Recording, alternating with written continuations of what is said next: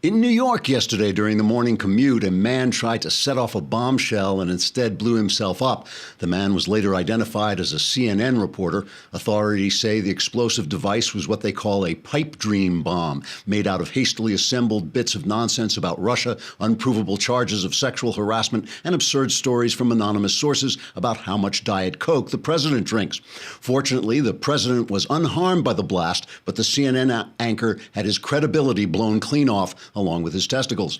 Investigators say the CNN journalist was not a lone wolf, but was in fact part of a larger organization called CNN. The operatives there have apparently been inspired by watching anti-American videos made by ISIS, the Democrat Party, and Hollywood, including this propaganda from one sinister source. I had a boyfriend many years ago. He was my first boyfriend who had his own house. And one day I went outside to see what he was doing, and he was hoisting an American flag up the flagpole in his front yard. And I instantly felt very weird. It didn't make sense, but I felt this feeling of like, I felt scared. Yeah, I felt scared. It's chilling, I know. The authorities have advised New Yorkers and all other Americans to be on the lookout for anyone who looks like a Middle Eastern male, a movie actor, or a mainstream journalist. However, police don't want to spread panic and say it's unlikely you will actually see anyone from CNN unless you're watching them on television, which almost never happens. Trigger warning, I'm Andrew Klavan, and this is The Andrew Klavan Show. I feel hunky-dunky, life is tickety-boo. Birds are winging, also singing hunky-dunky-doo. Ship-shape, tipsy-topsy, the world is zippity-zing. It's a wonderful day, hurrah, hooray, it makes me want to sing. Oh, hurrah, hooray, oh, hooray, hurrah.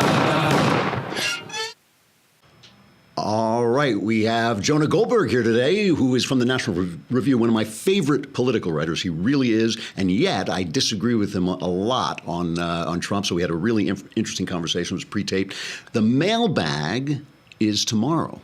And you got to get questions in because I'm traveling all day today, and I will be flying back tomorrow morning. So the only show I will have, maybe an all mailbag show for all I know. But send in, you go on the website, dailywire.com, press the podcast button, press the Andrew Klavan podcast button, press the mailbag button, and you can just send in your questions if you're a subscriber. You got to subscribe for a lousy $10 a month. For a lousy $100, you can subscribe for an entire year and get the Leftist Tears Tumbler. Not only will you be able to be in the mailbag where all the answers, you can ask me about anything you want, politics or your personal life or anything else, show business, and your answers are guaranteed 100% correct and will change your life on occasion for the better. And not only can you ask me questions, but you can also ask Ben Shapiro. He might know something too, because tomorrow it is the conversation. Oh, it's today. I'm sorry. Today is Tuesday. It's the conversation. It's today at 5 p.m. Eastern, 2 p.m. Pacific. Ben will be on and will answer all your questions if you are a subscriber. To subscribe, you can ask Ben live questions about anything you want.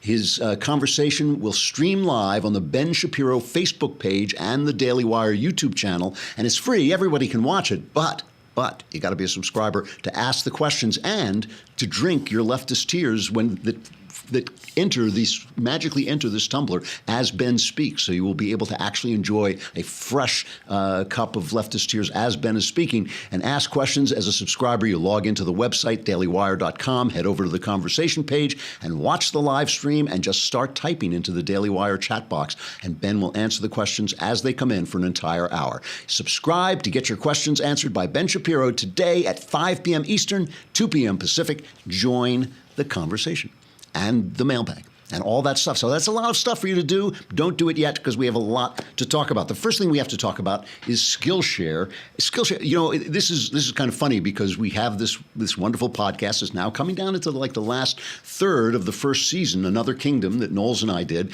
I wrote it and Knowles performs this fantasy suspense story, and it's just been doing so well. But when we started out, I suddenly realized that I don't really know how to do a podcast. I mean, I know how to do a podcast here with all these wonderful people around doing stuff, but I didn't know how to do it we had to do it on our own. In fact, there was an actual picture on Instagram when we started recording it, and we thought, hey, this is cool, we'll put out a picture of ourselves recording us on Instagram. And then we found out we were using the mic wrong. It was one of those Yeti mics, and we were talking into the end of it like it was one of these mics, but you got to talk into the face of it, and people were writing in, telling us how dumb we looked. So I went on Skillshare, and I started to look up their podcast tapes, which I did. It really was good. They have these classes. They have over 3 million members, over 17,000 classes. It's kind of the Netflix for online learning. You go on and you can take classes in whatever you want: graphic design, DSLR photography, social media marketing, digital illustration, podcasts, and much more. I've also gone on the writing ones just to test them out because I've lived my life as a writer, but I tested them out to see if they're good. And there's excellent classes on writing, marketing, and just the use of the language and all kinds of things. Skillshare classes are taught by industry experts, experienced professionals, and they're perfect if you're looking to build your career or start a side career, something that you've always dreamed of doing. All kinds of things, again, Adobe Illustrator, photography, marketing, entrepreneurship, and Skillshare is giving my listeners a 1-month free trial of unlimited access to over 17,000 classes. That's free. Free. Just go to www.skillshare.com/Andrew. You get a free month. Skillshare.com/Andrew, and you get a free month of Skillshare. Test them out. You'll see what I'm talking about. So yesterday, I was speaking about the way that moral panic is being used to distract us from actual morality, from the actual things that government does that have to do with our morality. Because what government doesn't do is govern our sex lives or govern their sex lives or govern anything. It has nothing to do, their sex lives have nothing to do with us. What it has to do with us is our freedom. And, you know, the thing is, we enjoy this too. It's like pornography. It really is. It is like pornography. We are more interested in the stories about Roy Moore diddling a 14-year-old, if he ever did, than we would be interested in stories about regulation. You know, over the weekend, there was a piece in the Wall Street Journal where they know a thing or two about business, saying the reason the economy is doing so incredibly well is because of Trump pulling back all the regulations. And if you see a chart between how many regulations Trump has issued versus the last president's, it's amazing. I mean, he's reduced regulations to a trickle as well as getting rid of old regulations. But that's not interesting. Now, I talk about that. I've talked about this on the show. I've talked about how important it was way before Trump took office, way before he was even running. I've talked about regulation, but I know that it's not what grabs you. Sex grabs you, and all of us enjoy talking about this stuff, and it works exactly. The news is now working exactly the way pornography works. If you are a guy, you have probably looked at pornography. If you haven't, just send me a self-addressed stamped envelope. I'm joking. Don't do that. just a couple of bucks, and I'll send you some pornography. But when you look at pornography, if you're paying attention, you see that men are wired so that when they look at naked women, basically, or something that excites them, a little click goes off in your head. And the whole art of life is making sure that's all we are as bodies. We're just a series of clicks and chemical reactions. As bodies, that's what we are. But if you want to be the full human being that God made you to be, that you're supposed to be, that you know you're not, you start to try and align those clicks with what your soul is doing. And this is just true of the simplest things. I mean, if I could go into your brain, and somebody probably could, and make you think it was raining, right? You would see rain, you would have that click, and there would be the rain, but it wouldn't be raining. People talk, I had Jordan Peterson on, and Peterson said, well, you know, it's no question in his intellectual way, this is what intellectuals say, they say, you know, there's no question that it's of value to people to have religious experiences. And I said, yes, but the question is, does the religious experience relate to something real? Does it relate to God? And what you want to do is align the religious experience in your mind with the actual God on the other side of the veil, right? And the same thing is true about sex and love and affection and care for somebody else. You want to make sure that when those clicks go off, it's actually related to something human and deep and rich and soulful. And that is part of the whole trick of life. The news is constantly encouraging you to do the opposite. It's just like pornography. It's constantly encouraging you to have that click go off so that you have important conversation. You know, who was a master of this? Obama. Obama brought up transgenderism and who should work, who should use what bathrooms to distract from the fact that he had bobbled the Middle East. He had set the Middle East on fire. He had sat on the economy so that it was 1% growth for years and years and years and years. He had bobbled everything. But, oh, look over there. There's a transgender person using your daughter's bathroom. There's a boy using your daughter's bathroom. And we all did it. We all went, oh, we were talking about this. And when I would say to people, this has zero meaning. It has zero meaning. They would get offended. What are you talking about? This, would be molesting and people this, I'd say zero meaning. It has zero meaning. The only point here is that Barack Obama should not be talking about who uses a bathroom in Tennessee or anywhere else. The way I always got around all this, the way I always got around the kind of pornographic effects of life was to imagine what would happen after the feeling passed, after the emotion passed. So there was, I have been in a highly paid worker in very glamorous businesses. There were pretty girls around. Sometimes these pretty girls would be available to me. I have a family. I have a wife that I adore. I don't want to be stepping out on my wife. And the way that I would get around the sensation, the temptation, the sudden urge that told me it was urgently important that I go off with this girl because she was beautiful and young and available. The way I would get around that is I would imagine what was going to happen after the experience was over. And I would imagine, for instance, the look in my children's faces when I had to move out. That'll kill your sexual desire in a big, big hurry. So the people who are panicking over Roy Moore in Alabama, just imagine afterwards, when you don't have the votes to pass the Trump agenda, when you don't have the votes for tax reform, when you don't have the votes for dialing back government, for rearranging entitlements and Obamacare, it's not going to be so much fun. You can always get rid of Roy Moore, but it's going to be much harder to get rid of, I think, get rid of a Democrat if you elect him. So just to show you that only one side, ask yourself this question: is the other side fighting Roy Moore because they want to keep a sex pest out of the Senate? No, they're fighting Roy Moore for power. They see an opportunity. I think Steve Bannon blew this. He said he was going to start a revolution. Mitch McConnell said, don't do it. He should have listened to Mitch. Mitch was right. And now they see an opportunity and they're going in to get the power. And the people on the other side have to fight to keep our power because our power is cutting back the power of government. Here's today's New York Times. Remember yesterday I told you that Al Franken didn't really resign. He announced his intention to resign, and that once Roy Moore lost, if Roy Moore lost, suddenly Al Franken would not be resigning. Here is today's New York Times. Let's take a trip to the op-ed page of the New York Times, or as we like to call it, Knucklehead Row. Oh, hey, hey, oh, hey, oh, let's go waltzing down to Knucklehead Row. So here is Zephyr Teachout, an associate professor of law at Fordham. I'm not making her name up. And she writes, I'm not convinced Franken should quit. This is the lead editorial on the op-ed page of the New York Times. I care passionately about Me Too. Women are routinely demeaned, dismissed, discouraged, and assaulted. Too many women's careers are stymied or ended because of harassment and abuse in politics, where I have worked much of my adult life. This behavior is rampant. I also believe in zero tolerance.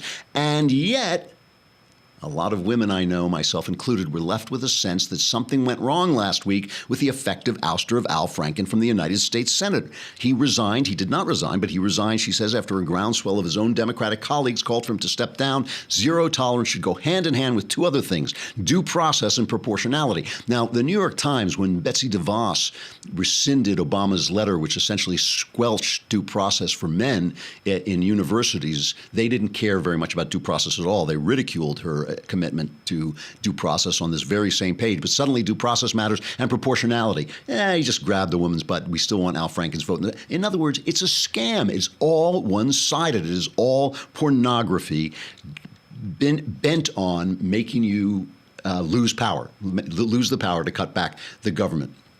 So then they have the women, and we obviously know who the real target here. It's always the same target. PTD, President Donald, is always the target here. So now the women are coming out, and these are women who were part of a documentary, by the way, attacking Trump, and they're basically promoting their documentary. They came out yesterday saying that all the terrible things that Trump had done to them. About 12 years ago, as a young receptionist in Trump Tower, I was forcibly kissed by Mr. Trump during our first introduction. Mr. Trump repeatedly kissed my cheeks and ultimately my lips in an encounter that has since impacted my life well beyond the initial occurrence and feelings of self-doubt and insignificance I had. Unfortunately, given Mr. Trump's notoriety and the fact that he was a partner of my employer's, not to mention the owner of the building, I felt there was nothing I could do. Given this hostile work environment, my only solution at the time was to simply avoid additional encounters with him. I do realize that in the grand scheme of things, there are far worse cases of sexual harassment, misconduct, and assault, but make no mistake, there is no acceptable level of such behavior. That some men think they can use their power, position, or notoriety to demean and attack women speaks to their character, not ours.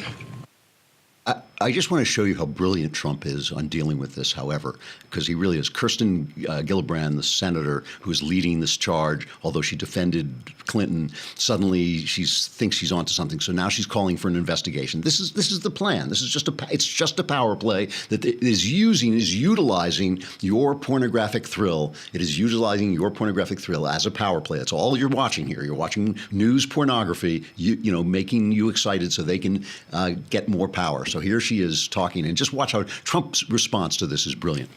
President Trump should resign. These allegations are credible. They are numerous. I've heard these women's testimony, and many of them are heartbreaking. And President Trump should resign his position. Whether he will ever hold himself accountable is something you really can't hold your breath for. And so Congress should have hearings. They should do their investigation. They should have appropriate investigations of his behavior and hold him accountable.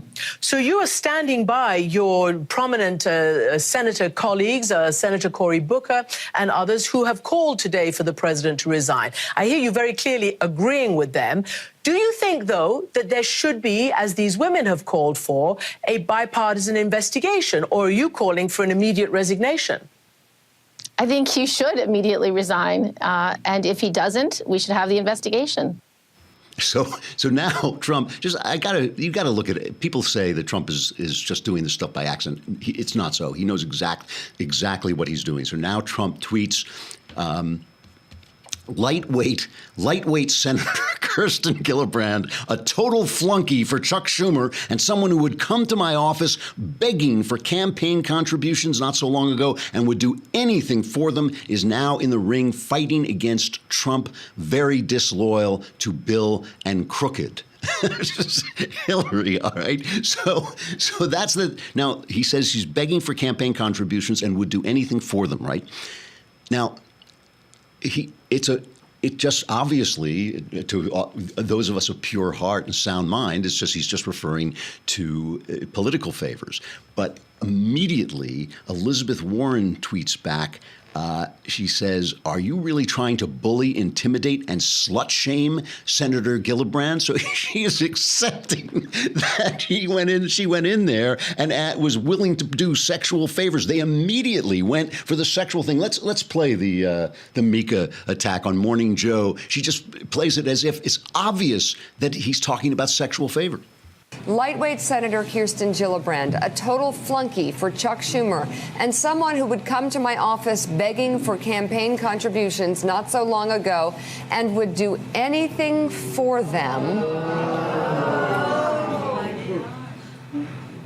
Is now fighting against Trump. Very disloyal to Bill and crooked. Used! Exclamation point.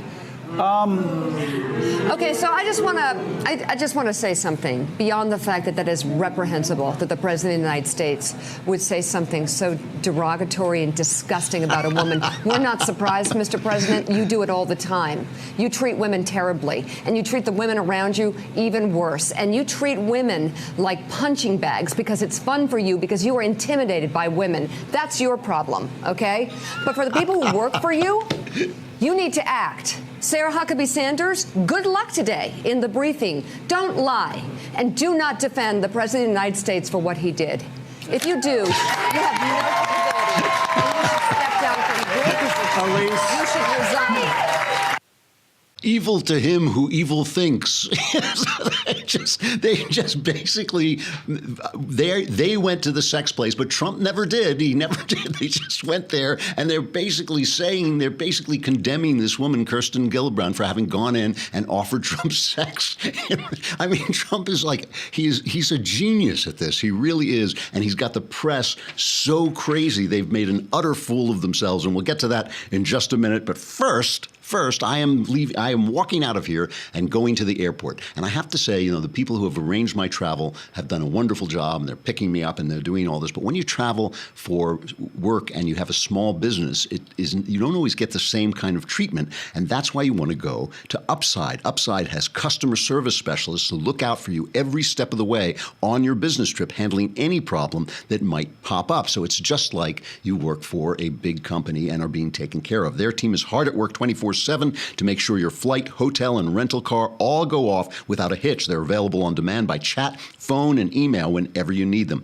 Only Upside monitors your business trip around the clock, proactively keeping you posted on everything from the weather in the city you're going to changing your flight home so you can adjust your meeting schedule. Have you ever experienced that level of service before on a business trip? If not, you want to try Upside. It's all the plus. Upside has great prices for flights, hotels, and rental cars, and to get you in there, they are going to give you a free pair of Bose SoundLink wireless headphones. I use these all the time when I write. I put them on. They black out everything. They're absolutely great. So to get your free pair of Bose SoundLink wireless headphones, here's what you do. Use the code Andrew when you book your first business trip at Upside.com. Code Andrew, Upside.com. You get a free gift of a Bose SoundLink wireless headphones. And they're great to have on airplanes too, of course, because they block out all that sound.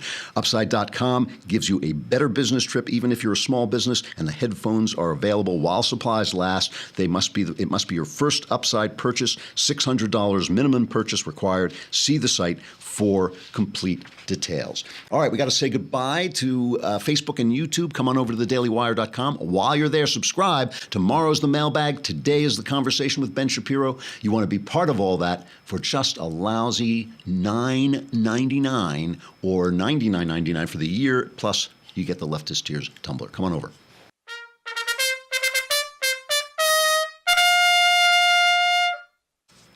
So Trump keeps pulling the same trick on these guys where he leads them into doing, he calls them fake news. They get so upset they try to destroy him. They actually commit acts of fake news. They've just made so many mistakes. Their mistake about this email thing where they say that Donald Trump Jr. got an email from WikiLeaks on September 4th giving him a secret code to their leaked letters. But in fact, it was September 14th when the letters were available to everybody. So now Jim Acosta, one of the silliest reporters at CNN. There are stupid reporters and silly reporters. He goes after Sarah Huckabee Sanders about his dishonesty. He's like, they're just emphasizing his dishonesty. Here is Jim Acosta. Pay attention to me. Pay attention to me. Pay attention to me. Pay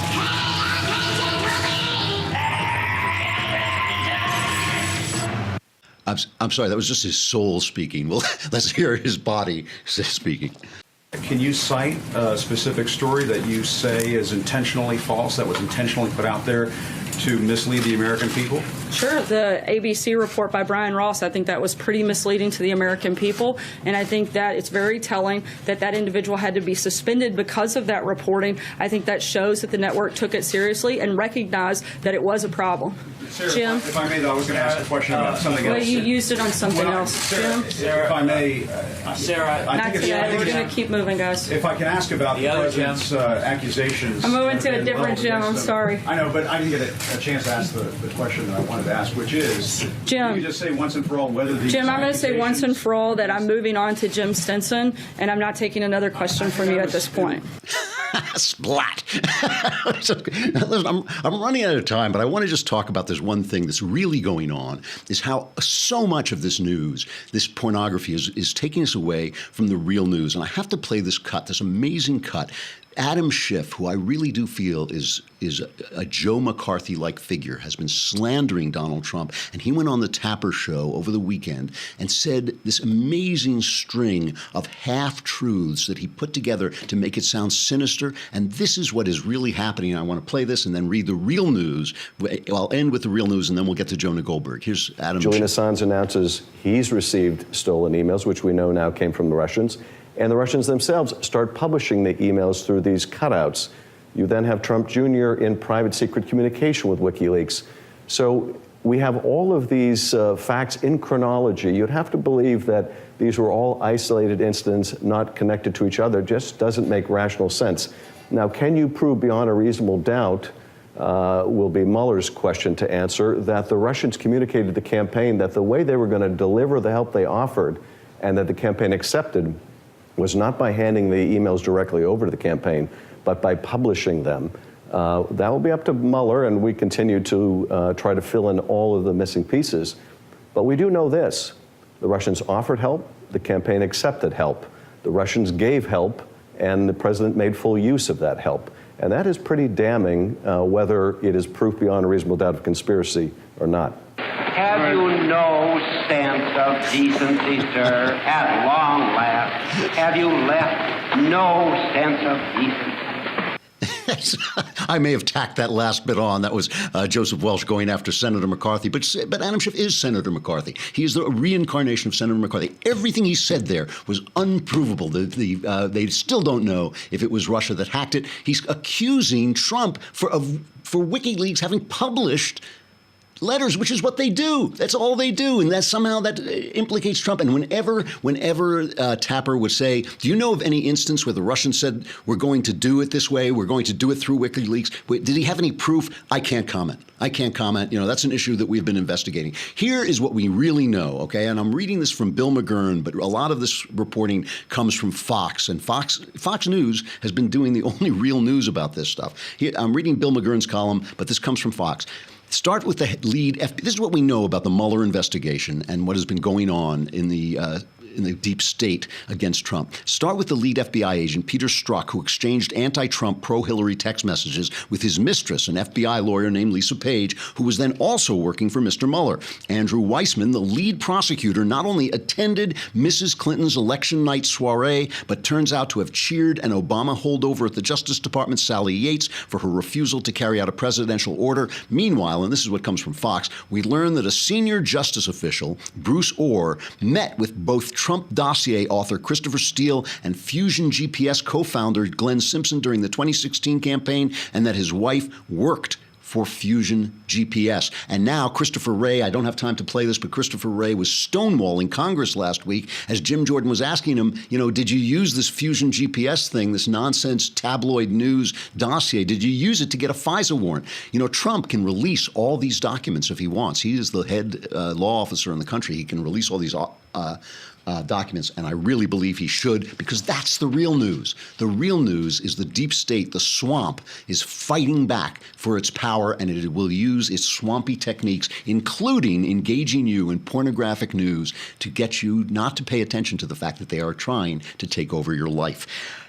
Jonah Goldberg, really one of my favorite writers and one of the best. He is just a terrific writer. He is the senior editor at National Review. He writes columns for the Los Angeles Times. He's the author of 2 New York Times bestsellers, Liberal Fascism, which I say this in the interview, is an epoch-making book. You should read it. It changes everything. It's the secret history of the American left from Mussolini to the politics of meaning. He also wrote The Tyranny of Cliches, How Liberals Cheat in the War of Ideas. He's a fellow at the American Enterprise Institute. Just a great writer and a good guy. Here is my interview with Jonah Goldberg.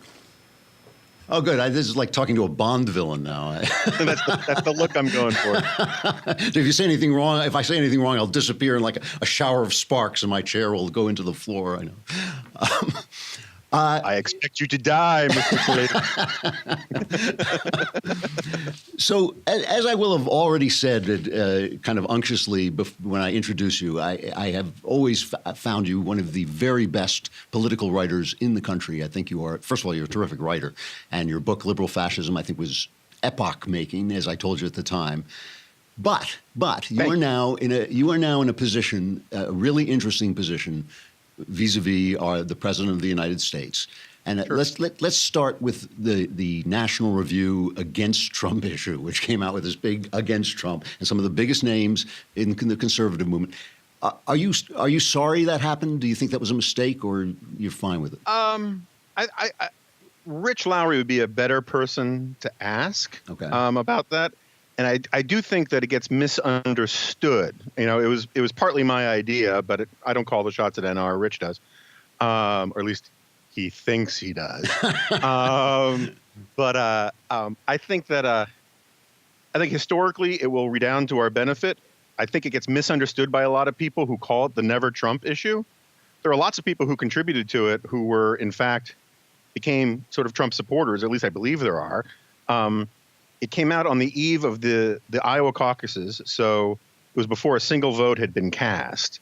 And the reaction to it, I have to say, was not the best moment for a lot of people. I was amazed by how many people, colleagues and friends of mine on Fox News, would say things like, "How dare the National Review try to tell voters who to vote for?"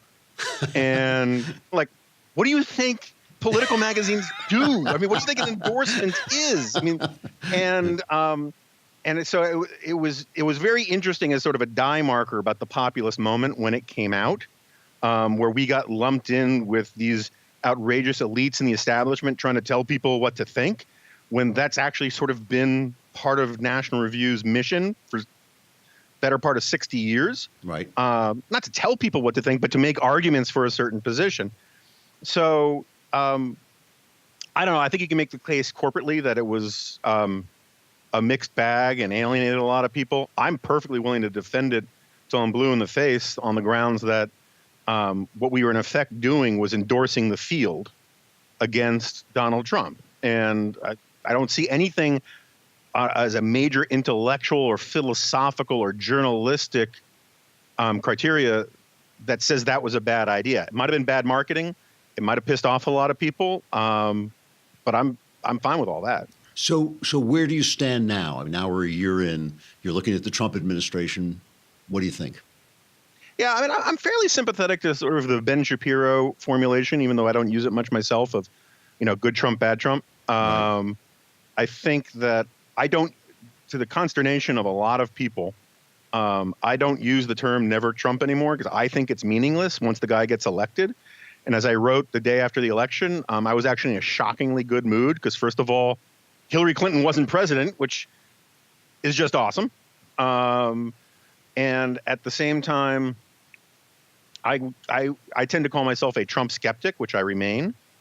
And I think that Trump has done a lot of good things. Court picks are great. I think some of the regulatory stuff is really good. Some of it is overhyped. If you look at the specifics, I think some foreign policy stuff has been pretty good. But I'm also someone who believes in the importance of rhetoric in the classical sense of shaping how people think about important issues. And I think on those sorts of things, not just the Twitter account, but obviously that's the best example of it. But on that sort of front, I think he's been very damaging to the conservative brand, to the Republican cause. I don't care that much about the Republican Party. I was never much of a team party guy. I've always, but I'm very proud of calling myself a conservative. And I think, long term, I think he has done significant damage to both brands.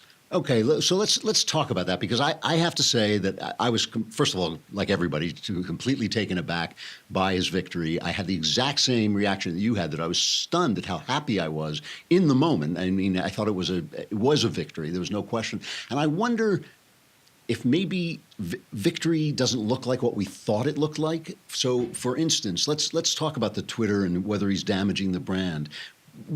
People like us keep saying, well, he's doing, I like a lot of what he's doing, but that Twitter account, but maybe what he's doing and the Twitter account are all one thing. Maybe we're missing something that he sees that we don't. Is that possible? It's possible. I'm very skeptical of that. I think any attempt to fit Trump's actions into some grand vision of governing or philosophy of politics, any of that kind of stuff, is a classic example of intellectuals wanting to impose meaning generally chaotic events.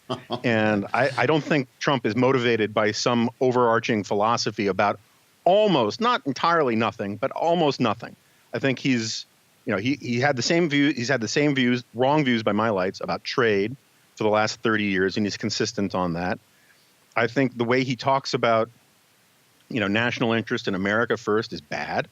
But I think that both hardcore Trump supporters and hardcore sort of Trump resistance people, who I think have behaved stupidly, want him to have want there to be some more meat to Trumpism than his own sort of glandular lizard brain in the moment actions. And we've seen that there's very little to Trumpism without the persona of Trump himself. Bannon tries to make it into something, and whatever he's trying to make it into, I think, is garbage, and nasty and bad for the country and bad for conservatism. But there's a reason why Bannon was fired. It was because he was actually trying to hold a consistent line on something. The guys like Julius Kreins, or however you pronounce his name, they very much wanted to have an intellectual forum to defend Trumpism, not necessarily Trump. It turns out you can't, because eventually your loyalties are torn between a coherent ideological agenda and his actual actions.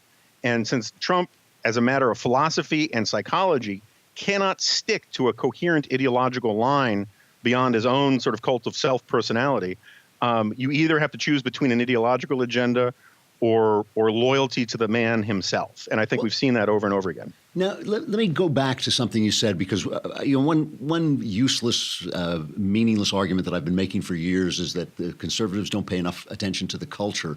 And when you said I agree with that. The America, first thing is bad, it's damaging. Mm-hmm. When I watch Trump with the NFL, for instance, I think he's doing something actually important.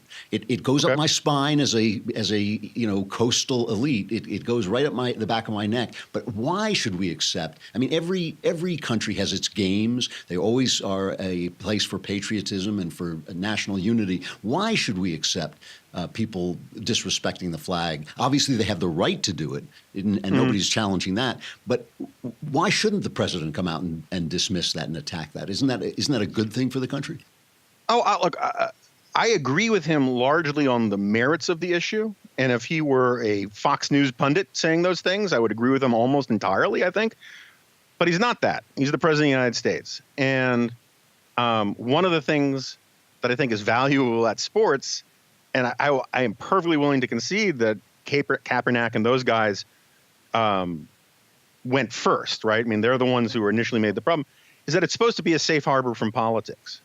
And one of the things I do not like, one of the things I've argued from liberal fascism and before and onward and ever since, is that I think politics should be a very small part of our lives. And by joining that battle, when it was basically dying, right? I mean, the kneeling stuff was on its way out. You may agree with him on the merits. I think what he did was actually damage the NFL, and he did it for reasons that had more to do with wanting to be in the news, wanting to be in the headlines again, capture everybody's attention, and distract from other storylines, which I don't think is the most laudable process, and I don't think, or reasoning or motive, and I don't think what it served to do was actually politicize these institutions even more and sports more. I can't help feeling, though, that he has this feel. I mean, he was a TV star for 10 years.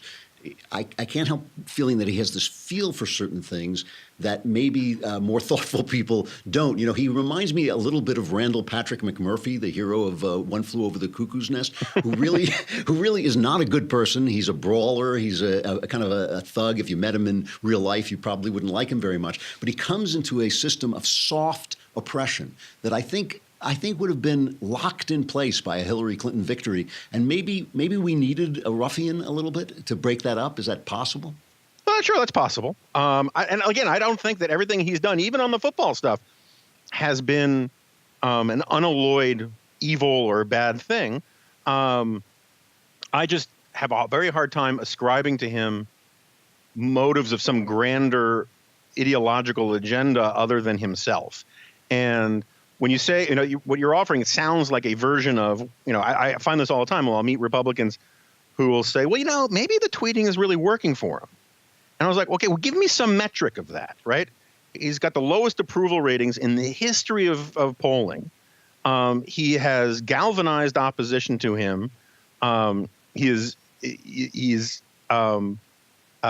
making it harder for Republicans to actually carry out his agenda. I mean, for instance, this gets to the point about the lizard brain thing. If you vote for Donald Trump's agenda in the House and the Senate, but criticize him verbally, the Bannonistas will destroy you. Trump will go after you. But if you screw with his agenda, actually do something real to thwart his agenda, but suck up to him, they lavish you with praise. Ben Sass and Corker and even Flake vote consistently with the Trump agenda, and they're being essentially pelted from the party to one extent or another, and from conservatism. Meanwhile, Rand Paul has probably single-handedly done more to undermine the Trump agenda in Congress than anybody else, but because he sucks up to him in public, he gets no grief from anybody. This what's his name, Zeldin, just voted against the tax bill, which is hugely important for Republicans, for Trump's legacy. It's the only shot he has of having a single major legislative accomplishment in his first year. And so when Zeldin voted against it, Paul Ryan canceled a fundraiser with him. And on the grounds of sort of trying to impose discipline and whip the caucus into supporting the Trump agenda. And what does Bannon and his team do? They rush in to throw a fundraiser for him, because for them, anything that hurts the establishment is bad, even when the establishment is the one carrying the water for Donald Trump. Mitch McConnell has done more for Donald Trump's legacy than Steve Bannon has. Yeah. Right? He's the one who got Gorsuch on there. He's the one who's greenlighting all of these judges. But because Bannon has this idea that the establishment is bad, and Trump basically just wants sycophants, you get this cockeyed, absolutely moronic approach to the legislative agenda.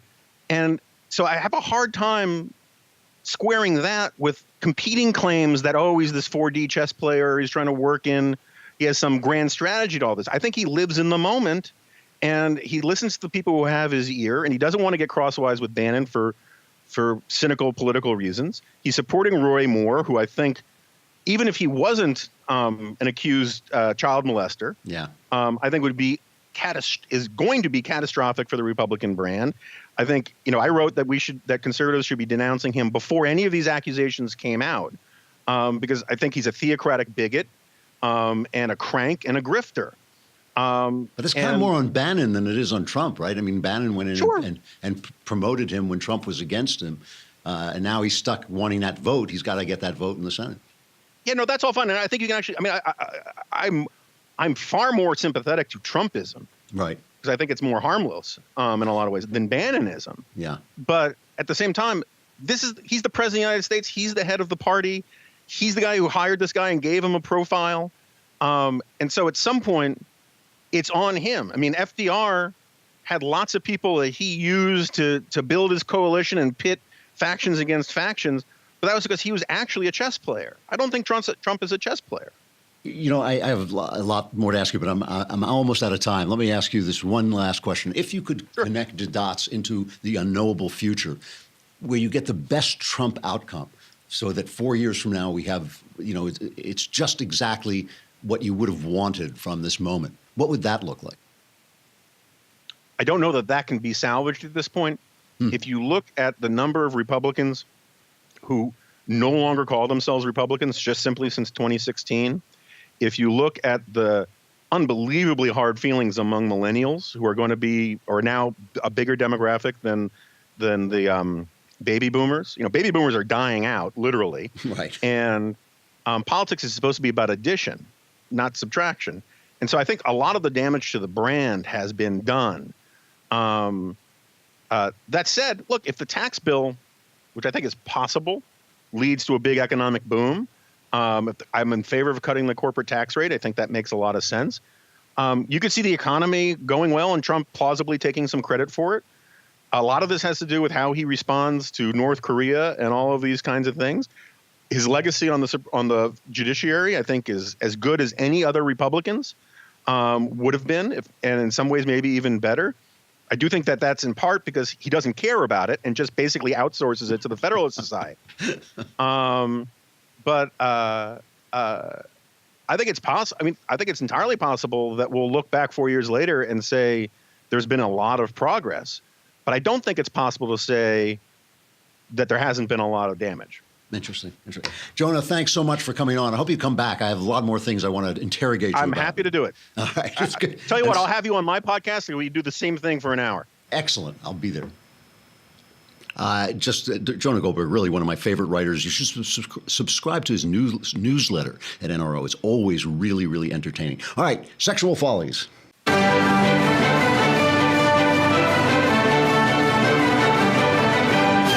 So, it's been a while since we've gone to our favorite website, Everyday Feminism. We used to go once a month. Now we're getting a little older. It doesn't happen all the time. One day, I guess it'll just completely close off. But here is a post on Everyday Feminism.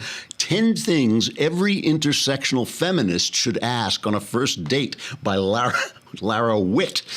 10 things every intersectional feminist should ask on a first date. And she begins as a queer femme of color. And one of the things I love about Everyday Intersectional, I have no idea what these people are. I don't know what a queer femme is. That like a man who thinks he's a woman who's white but is actually behaves black? You just have no clue. But then who sleeps with, I have no idea. But she says, I keep close relationships with people who go beyond allyship. That's the other thing. They have all this like jargon. They're true accomplices in the fight against white supremacy, queer phobia, and misogyny. If you're not going to support marginalized folks, then we can't be friends, let alone date. The personal is political. Beyond the lovely cushioning happiness and support that we receive from our platonic relationships, feminists also date. Who would have ever thought? But there are questions we have to ask before we get close to someone. The following list of questions is applicable to all relationships, certainly not just cisgender heterosexual ones. So let's pretend we were on a date with this battle axe and answer her 10 questions that she's going to ask us. Question 1, do you believe Black Lives Matter? Answer, yes, but I think it's okay to be white. Actually, I think it's great. It's superb. You can't believe how good it is to be white. I wish everyone could try it. Question number 2. What are your thoughts on gender and sexual orientation? Answer, basically, if you weren't born with a vagina, I'm not paying for dinner. Question 3. How do you work to dismantle sexism and misogyny in your life? Answer, whenever women speak to me, I pretend to listen. Then I pretend what they said makes sense. Question 4. What are your thoughts on sex work? Answer, if it's work, you're doing it wrong. Question 5. Are you a supporter of the BDS movement? That depends. If that means you want me to tie you up, I'm in. If it means you hate Jews, I'm against it, but I'd still be willing to tie you up. Question 6. What is your understanding of settler colonialism and indigenous rights? That depends on whether you want to use every part of the buffalo or order Chinese food on your iPhone. Question 7. Do you think capitalism is exploitative? Answer, I'll tell you after we get the check. Question 8. Can any human be illegal? Answer, absolutely not, but some can be deported. Question 9. Do you support Muslim Americans and non-Muslim people from Islamic countries? Answer, no, because they keep blowing stuff up. Question 10. Does your allyship include disabled folks? Answer, absolutely, as long as they don't get on my nerves. The mailbag is tomorrow. Go on the website, dailywire.com. Go to the podcast page, go to my podcast, then hit the mailbag, ask any question you want about anything you want. Answers are guaranteed 100% correct and will change your life on occasion for the better. Here is the one, the only, Der Bingle singing the original version of White Christmas. I'll see you tomorrow. Andrew Klavan. This is The Andrew Klavan Show. I'm dreaming of a white Christmas, just like the ones I used to know, where the treetops glisten and children listen to hear sleigh bells in the snow. I'm dreaming of a white Christmas, with every Christmas card I write.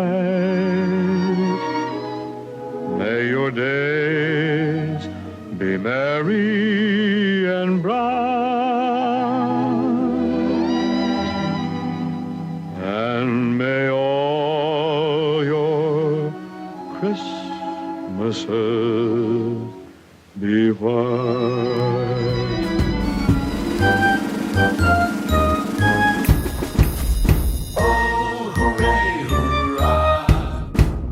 The Andrew Klavan Show is produced by Robert Sterling, executive producer Jeremy Boring, senior producer Jonathan Hay. Our supervising producer is Mathis Glover. Technical producer, Austin Stevens. Edited by Alex Zingaro. Audio is mixed by Mike Cormina. Hair and makeup is by Jesua Alvera. And our animations are by Cynthia Angulo and Jacob Jackson. The Andrew Klavan Show is a Daily Wire Forward Publishing production. Copyright Forward Publishing 2017.